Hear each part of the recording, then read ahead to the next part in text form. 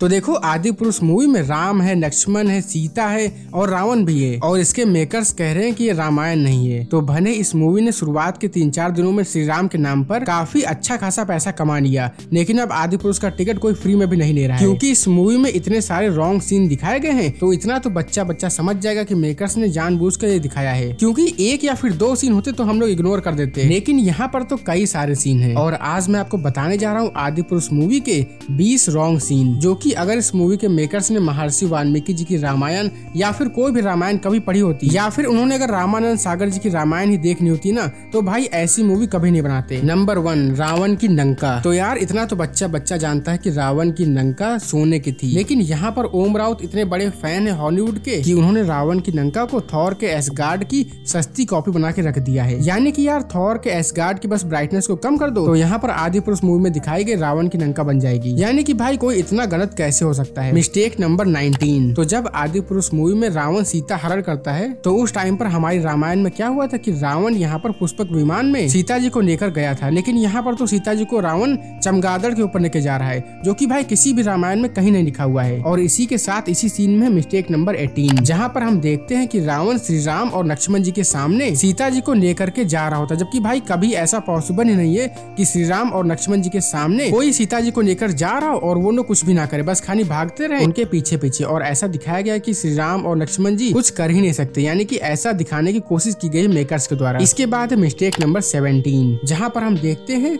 कि श्री राम जी के सामने जटायु मर जाता है, जबकि रामायण में ऐसा हुआ था कि रावण के जटायु पर अटैक करने के बाद जटायु नीचे गिर जाता जमीन पर, और उसके काफी देर के बाद यहाँ पर श्री राम आते हैं और तब तक कि जटायु अपने प्राण को बचाए रखता है, जिससे कि वो श्री राम जी को बता पाए कि सीता जी को कौन लेकर के गया है। लेकिन यहाँ पर तो सब कुछ उल्टा ही दिखा दिया गया है। इसके बाद है मिस्टेक नंबर 16, जब हनुमान जी सीता जी का पता लगाने के लिए लंका में जाते हैं, तो वहाँ पर आदि पुरुष मूवी में दिखाया गया है कि वो प्रणाम करते हैं, लेकिन अपने सीने पर हाथ रख के, जबकि भाई ऐसा कभी नहीं हुआ था और उन्होंने हाथ जोड़कर सीता माता से प्रणाम किया था। और अगर ऐसा दिखाते मेकर्स तो भाई देखने में भी काफी अच्छा लगता। और साथ ही में महर्षि वाल्मीकि के रामायण के अकॉर्डिंग सीता जी ने हनुमान जी को चूड़ा मड़ी दिया था, जबकि यहाँ पर बिल्कुल डिफरेंट दिखाया गया है। इसके बाद मिस्टेक नंबर 15, मेघनाथ के बॉडी पर इतने सारे टैटू हैं, जबकि भाई ऐसा कहीं पर भी नहीं लिखा हुआ कि मेघनाथ के बॉडी पर इतने टैटू थे। यार उस टाइम पर कोई टैटू आर्टिस्ट भी था जो कि भाई इतने भयानक टैटू बनाता था, मतलब कि सभी लोग ऐसा कह रहे हैं कि इस सीन को कॉपी किया गया है एक्वामैन से। और इसके बाद है रॉन्ग सीन नंबर 14। देखो मेरे साथ साथ बहुत सारे लोग ऐसा कह रहे हैं कि आदि पुरुष मूवी में श्री राम को एंग्री और वायलेंट दिखाया गया है,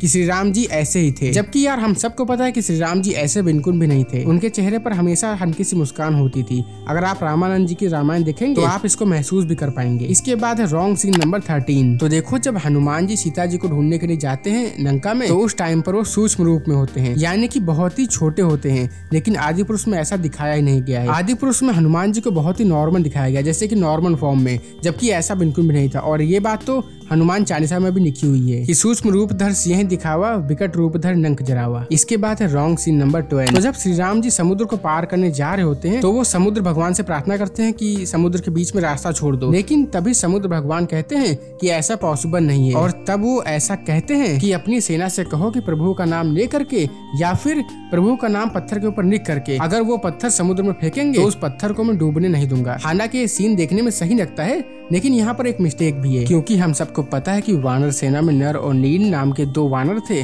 जिनके पास ऐसी शक्ति थी कि अगर वो किसी भी चीज को पानी में छू करके डालेंगे तो वो डूबेगी नहीं, लेकिन यहाँ पर ऐसा कुछ दिखाया नहीं गया है। इसके बाद मिस्टेक नंबर 11। तो इसी समय पर आदि पुरुष मूवी में दिखाया गया कि श्री राम जी ब्रह्मास्त्र को निकालते हैं समुद्र को सुखाने के लिए, और उसी टाइम पर समुद्र देव प्रकट हो जाते हैं, लेकिन यहाँ पर ये दिखाया ही नहीं गया है जो ब्रह्मास्त्र राघव ने चढ़ाया था अपने धनुष पर, उसको कहाँ पर चलाया गया। जबकि आज की जो ऑडियंस है उसको ये कैसे पता होगा कि एक बार अगर कोई ब्रह्मास्त्र धनुष पर रख दिया है तो उसको वापस नहीं किया जा सकता। जबकि यहाँ पर सही सीन तो ये है कि श्री राम जी ने पूछा था समुद्र देव से कि तो ये मैं ब्रह्मास्त्र कहाँ पर चलाऊं, तो उन्होंने बताया था कि उत्तर दिशा में ध्रुतन नाम की एक जगह है जहाँ पर डाकू लोग रहते हैं। तो उनकी बात मान करके श्री राम जी ने ब्रह्मास्त्र वहीं पर चलाया था, जबकि यहाँ पर मूवी में ऐसा कुछ दिखाया ही नहीं गया है। इसके बाद मिस्टेक नंबर 10। तो देखो जब मूवी के स्टार्टिंग में रावण तपस्या कर रहा होता है तो उस टाइम पर जब ब्रह्मा जी आते हैं आदि पुरुष मूवी में, तो यहाँ पर रावण के बिना बोले ब्रह्मा जी आशीर्वाद अपने आप देने लगते हैं। यहाँ पर रावण अमरता का वरदान मांगता है, लेकिन यहाँ पर ब्रह्मा जी कहते हैं कि जो मेरे पास खुद नहीं वो मैं तुमको कैसे दे सकता हूँ। और इसके बाद यहाँ पर रावण कहता है कि मेरी मृत्यु दानव, देवता, नाग, किन्नर, गरुड़, गंधर्व किसी से ना हो। और वो इंसान को कुछ समझता ही नहीं है, तो इसीलिए वो इंसान के बारे में कुछ कहता ही नहीं है, क्योंकि वो मनुष्य को कुछ समझता ही नहीं था कि भाई ये मेरे को क्या मार पाएंगे। जबकि आदि पुरुष मूवी में ब्रह्मा जी बस इतना ही बोलते हैं कि दानव और देवता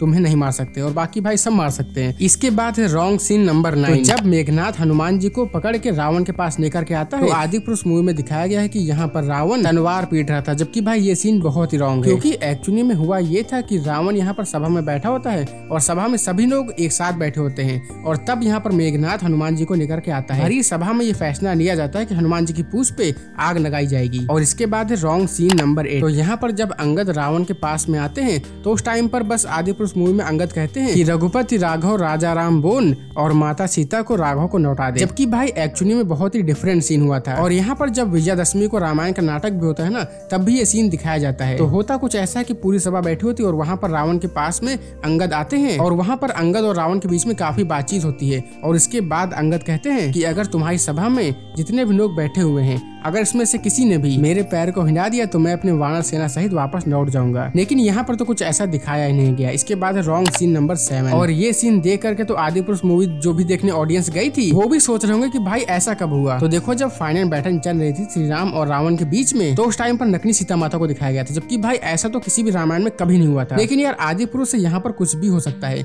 इसके बाद रॉन्ग सीन नंबर 6। तो ये सीन बहुत ही पिक था, लेकिन इसकी भी धज्जियां उड़ा के रख दी आदि पुरुष ने। तो यहाँ पर जब लक्ष्मण जी मूर्छित हो जाते हैं तो उस टाइम पर हनुमान जी लंका से ही किसी वैद्य को लेकर के आते हैं, लेकिन यहाँ पर वैद्य कहता है कि मैं शत्रु की सेना का इलाज नहीं करूंगा। और तभी यहाँ पर श्री राम समझाते हैं वैद्य होने का तुम्हारा धर्म क्या है। और उसके बाद वैद्य कहते हैं कि लक्ष्मण जी को बस एक ही तरीके से बचाया जा सकता है और वो है संजीवनी बूटी। और इसके बाद हनुमान जी जाते हैं संजीवनी बूटी को लेने के लिए। लेकिन यहाँ पर तो भाई कुछ पता नहीं क्या ही दिखा दिया गया है, मतलब कि विभीषण की वाइफ यहाँ पर बता रही है और वही इलाज भी कर रही है। मतलब कि भाई जेंडर भी चेंज कर दिया गया, एपिक सीन भी चेंज कर दिया गया, मतलब क्या फूक करके क्या बना दिया गया पता नहीं। और इसके बाद हम सबको पता है कि विभीषण की वाइफ का क्या क्या दिखाया गया था मूवी में। इसके बाद है रॉन्ग सीन नंबर 5। तो देखो आदि पुरुष मूवी में दिखाया गया है कि सबरी श्री राम के पास में आती है, जबकि भाई किसी भी रामायण में ऐसा कभी नहीं हुआ था। हुआ कुछ ऐसा था कि श्री राम जी सबरी के आश्रम में जाते हैं और वहाँ पर सबरी बेर खिलाती है, क्योंकि यहाँ पर सबरी जिस ऋषि की तपस्या करती थी तो उन्होंने ही सबरी से कहा था कि श्री राम जी तुम्हारे आश्रम में एक दिन आएंगे। और इसके बाद ही यहाँ पर श्री राम जी आते हैं सबरी के आश्रम में।